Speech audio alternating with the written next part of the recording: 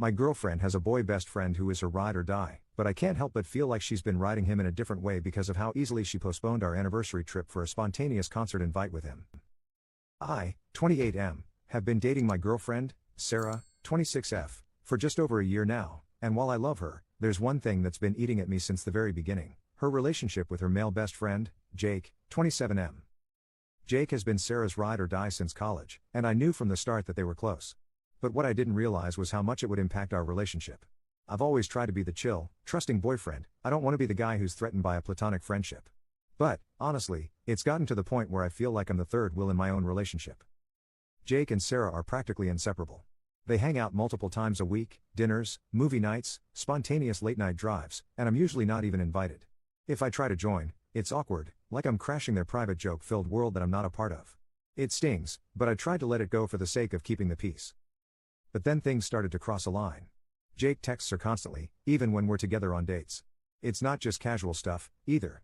He calls her babe and sweetheart, and when I brought this up to Sarah, she laughed and said it was just their thing and that it didn't mean anything. Apparently, they've been calling each other that for years. But to me, it feels like there's more to it. Who calls their best friend babe when they're in a relationship? Then there was the night I stayed over at her place and woke up at 2 a.m. to find Sarah on FaceTime with Jake. She was giggling like a schoolgirl, whispering so she wouldn't wake me. When I asked her about it the next morning, she brushed it off, saying Jake needed someone to talk to. But what about me? Am I just here as background noise while she stays emotionally tethered to this guy? The final straw came last weekend. Sarah and I had been planning a special weekend getaway for our 1-year anniversary, something we'd been looking forward to for months. But, out of nowhere, Jake invites her to a concert the same weekend.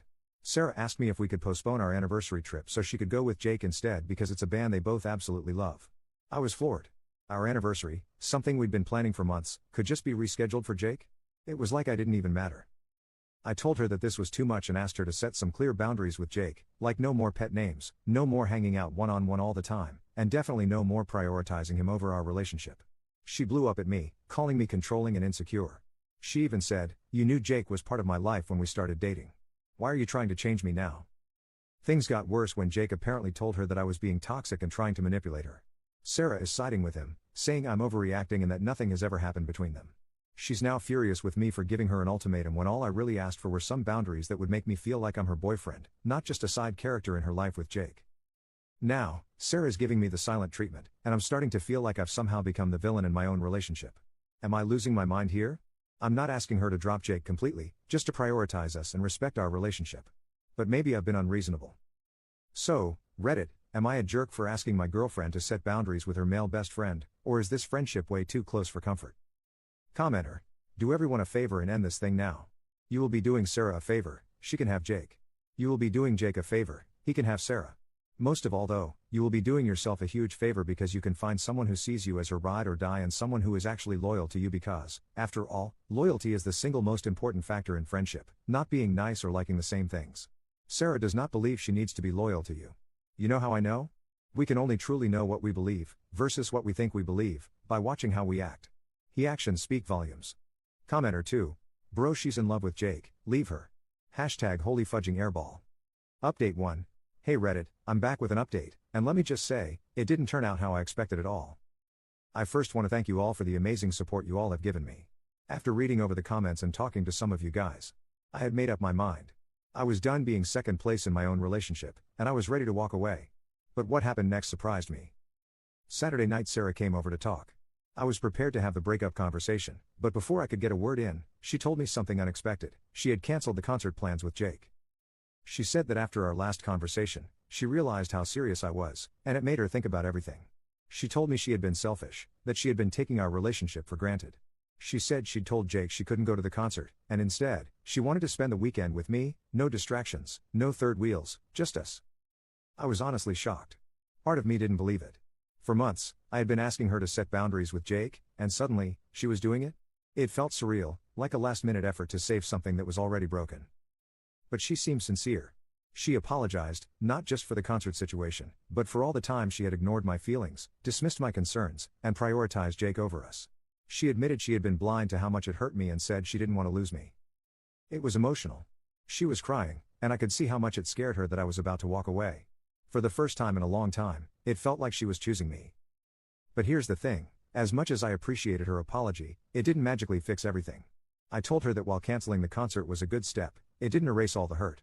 I still felt like I had been competing with Jake for too long, and trust once broken is hard to rebuild. We ended up spending the weekend together as planned. We didn't go on the big anniversary trip, but we stayed in, cooked together, and had long conversations about everything: our relationship, Jake, the future. It was a roller coaster of emotions. There were moments where I felt like maybe we could make this work, but also moments where the damage felt too deep to repair. By today, I was emotionally drained. Sarah seemed to think things were heading in the right direction, but I still wasn't sure. I needed space to think. So, I told her we should take a break, give each other some time to reflect and see if this relationship was something we both wanted to fight for. She didn't take it well. She cried again, begged me not to go, said she'd prove to me that she was serious about changing. But I needed to be alone, to clear my head without the constant push and pull of emotions. So, I left. I haven't spoken to her since. We agreed to give it a couple of weeks before we decide anything, but to be honest, I'm still leaning toward ending things for good. Could she really have set boundaries with Jake after everything? I find this hard to believe after months of me begging. I feel like I've already checked out of the relationship, and while her efforts are appreciated, I can't shake the feeling that it's too little, too late. I'll always care about Sarah, but this whole situation has made me realize how important it is to be with someone who values and respects you from the beginning. Someone who doesn't make you feel like you have to compete for their attention. You all think she might have cheated on me with Jake, so Reddit I asked, should I give her another chance or should I go through with the breakup? Commenter 1. Sounds like she found your Reddit to me. Commenter 2. Either that or Jake the Snake made a move on her when he felt he had convinced her that Op is toxic. Commenter 3. She's currently smashing with Jake. Update 2, 8 months later. Honestly, I didn't plan on ever coming back to this. After everything happened, I kind of just wanted to forget about it. Plus, Sarah eventually found the post, so I stayed quiet. But at this point, I don't care who I piss off. I think I owe you guys the end of the story, plus a lot of you guys have been asking for an update, so here it is.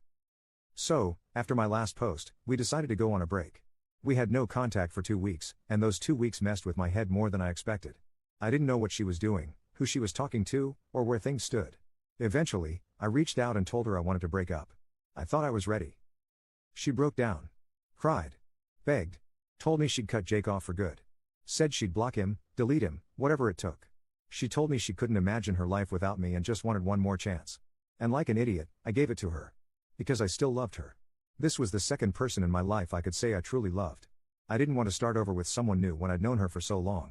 She wasn't just my partner, she was my best friend. I didn't want to lose what we had. At first, things were okay. She was more present, we spent more time together, and she tried harder. But I wasn't the same.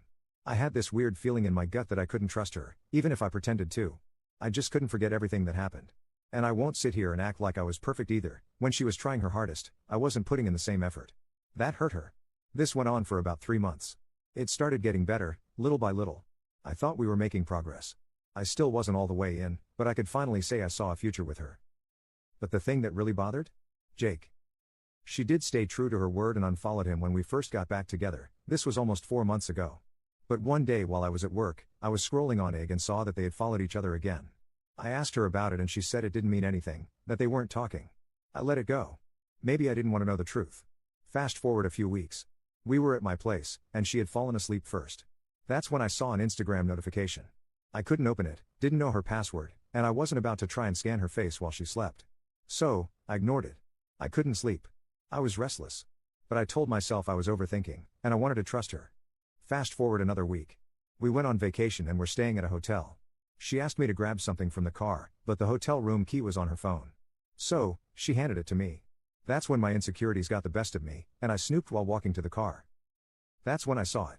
And honestly, I felt nauseous. DMs from Jake. Not just old ones. Recent. Some unanswered, but some she did reply to. Messages about how she couldn't stand being apart from him. How it killed her to block him. How she missed talking to him. How she wanted to see him again. And then the part that really broke me, how she had developed feelings for him but was scared to leave me because then it wouldn't be Jake and Op. It would just be Jake. She talked about how she didn't want to lose both of us. She had even seen him behind my back. When she said she was going to the gym, she was going to his place. I came back to the room and didn't say anything. I laid in bed, numb. She eventually got up to take a shower, and while she was in there, she texted me asking if I went through her phone. At first, I lied. But then she said when she opened Instagram, it was still on her DMs with Jake, something she didn't leave open. So, I admitted it. I told her I read everything and couldn't believe she lied to me again. Her response? You weren't supposed to see that. I completely lost it. She tried playing the victim card, telling me I broke her trust by going through her phone and that I wasn't supposed to read what she told Jake. Like I was the bad guy in this situation. That was it for me. I didn't ask for explanations. I didn't want to hear any more lies. I shut down completely. I stopped texting her and only spoke when necessary for the rest of the trip. We had driven 6 hours from our hometown to visit some friends, so I couldn't just leave. We acted normal in front of our friends until it was time to go. The 6-hour drive home? Complete silence. I drove most of the way and didn't say a word. When I dropped her off at her place, she tried to talk to me, even tried to kiss me goodbye. I pushed her away and asked her to get out of the car. Later that night, I texted her that I was done. I didn't want to talk anymore. She tried to explain, but at that point, there was nothing left to say.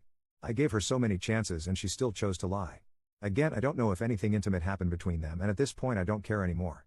What I do know is I spent too long being second in a relationship where I should have been enough. So yeah, I'm single now. It hurts, obviously. But for the first time in a long time, I feel like I can finally breathe again. Thanks to everyone who gave it to me straight in the comments all those months ago, but also to those who told me to give her another chance. It hurt, but I grew and matured from this. Commenter 1. You dodged a bullet. Someone who lies that repeatedly and then tries to gaslight you for catching them. You weren't supposed to see that, was never going to change. You wasted way too much energy on someone who was never fully yours to begin with. Commenter 2. Honestly, I feel for you, man. That gut feeling never lies. You gave her another chance and really tried, but she kept that connection behind your back.